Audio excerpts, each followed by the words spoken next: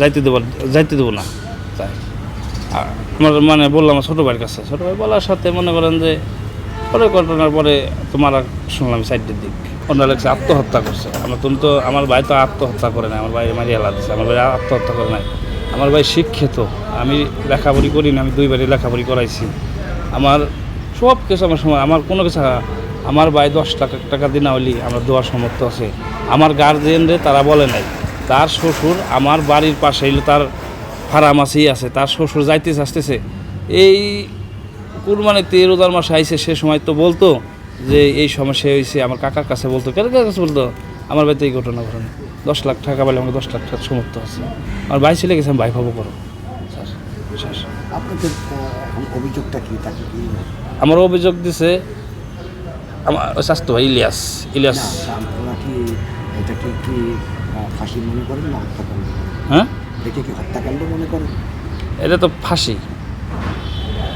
মানে কি আপনাদের কি অভিযোগটা কি, তাকে কি মেরে ফেলা হয়েছে না সে নিজেই?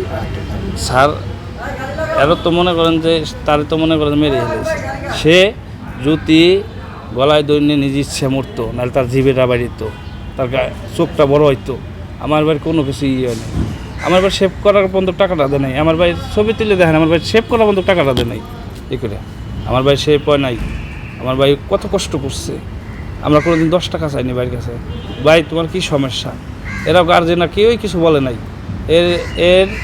এর মালিক আমার বাড়ি গেছে, আমার বাপের নাম্বার নাই, আমার কাকার কাছে নাম্বার আছে, তার ওয়াইপির নাম্বার আছে, যে কী সমস্যা, রেজাল্ট কী হয়েছে কি। এখন কি এই ঘটনা আপনারা মামলা করছেন? হ্যাঁ, এই ঘটনা আমরা মামলা করছি। বাদে কি হয়েছে? বাদে আমি কোন থানায়? এটা হলো কোন থানা? হাজারীবাগ নতুন থানা, হাজারীবাগ নতুন থানা মামলা করছেন? মামলা করা হয়েছে। আপনি বাদী? আমি বাদী। আপনি কি এই ঘটনার সুষ্ঠু বিচার চান? হ্যাঁ, সুষ্ঠু বিচার চাই, আমি এর বিচার চাই। আমি আজকে বিচার করবে না, আরেকজনের ভাই মরবে বিচার দেবেন, আরেকজনের ছেলে মরবে বিচার দেবেন, এর বিচার চাই, সুষ্ঠু বিচার চাই, এর ফাঁসি চাই, আমি সুষ্ঠু ফাঁসি চাই।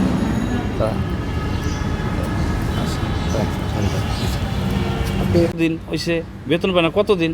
কয় 11 মাস। আমি কই 11 মাস যদি 10,000 টাকা করে দেয়, 1,10,000 টাকা, এই যদি রাইহেও দেয়, তাও তোমাকে তো ছুটিতে দিবি, কোনো সমস্যা নেই করে।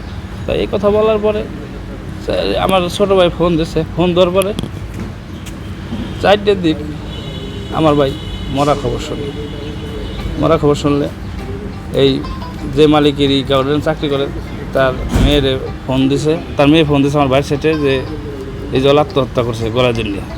পুলিশ আসছে, পরে আমরা ওই কার্যক্রম শুরু করছি, পরে থানায় আমরা গেছি পুলিশের সাথে।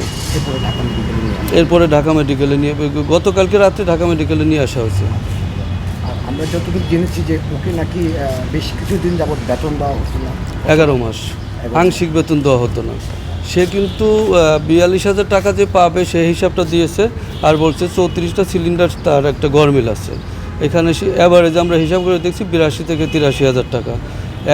তার মাসিক বেতন ছিল 15,000 টাকা। তাহলে তো 11 মাসে প্রায় অনেক টাকা। সে বলছে আংশিক বেতন দিয়েছি।